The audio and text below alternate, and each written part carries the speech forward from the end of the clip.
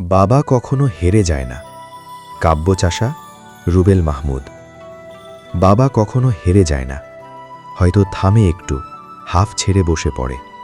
কাঁধ ভরা ক্লান্তি, চোখে ঘুমহীন রাতের দাগ, তবু ভাঙে না তার ভেতরের অদৃশ্য সাহস।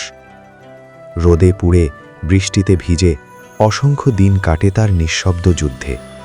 কেউ দেখে না তার হেরে যাওয়া মুহূর্তগুলো, কারণ সে হার মানার গল্প লিখতেই শেখেনি। হাতের রেখায় জমে থাকা কষ্টগুলো সে লুকিয়ে রাখে মুঠোর ভেতর। হাসির আড়ালে ঢেকে রাখে অভাবের যন্ত্রণা, শুধু সন্তানদের স্বপ্নগুলো রঙিন করতে চায়। বাবা ক্লান্ত হয়, হাঁপিয়ে ওঠে, তবু দায়িত্বের ডাক এলে নিজের ভাঙা শরীরটাকে জোড়া লাগিয়ে আবার দাঁড়িয়ে যায় দৃঢ় পায়ের ওপর। কারণ বাবা মানেই একটা নীরব পাহাড়, যে নিজে ক্ষয়ে যায় ধীরে ধীরে, তবু আশ্রয় দিয়ে যায় পুরো একটা আকাশ। বাবা কখনো হেরে যায় না, সে শুধু একটু থামে, পরবর্তী লড়াইয়ের শক্তি জোগাড় করতে। রাতের শেষ প্রহরে যখন ঘুম নামে না, চোখের ভেতর হিসেব কষে সংসারের বোঝা। কোনো এক অপূর্ণ স্বপ্নের পাশে বসে সে নিঃশব্দে ক্ষমা চায় নিজের কাছেই। তার কাঁধে ঝুলে থাকে অদৃশ্য এক পৃথিবী, যেখানে দায় আছে, আছে প্রতিশ্রুতির পাহাড়, আর নিজের জন্য রাখা সামান্য ইচ্ছেগুলো ধুলো পড়ে থাকে পুরনো দিনের মতো।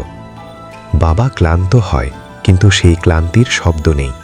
বুক ফেটে গেলেও কান্না আসে না তার, কারণ কান্না করলে দেয়াল ভেঙে পড়বে, এই ভয় সে সব ব্যথা বুকেই লুকিয়ে রাখে। সে জানে তার থেমে যাওয়া মানেই একটা পরিবার অন্ধকারে ডুবে যাওয়া, তাই ভাঙা হাঁটু, শুকনো ঠোঁট নিয়েও সে আবার উঠে দাঁড়ায় নতুন সূর্য ওঠার আগেই। বাবা মানে নিজেকে ধ্বংস করে গড়ে তোলা এক আলোর ঘর, যেখানে সবাই থাকে উষ্ণতায়, শুধু সেই আলো জ্বালানো মানুষটা অন্ধকারেই রয়ে যায় চিরকাল। বাবা কখনো হেরে যায় না, কারণ সে জিততে চায় না নিজের জন্য, সে লড়াই করে শুধুই তার ভালোবাসার মানুষগুলোর ভবিষ্যতের জন্য।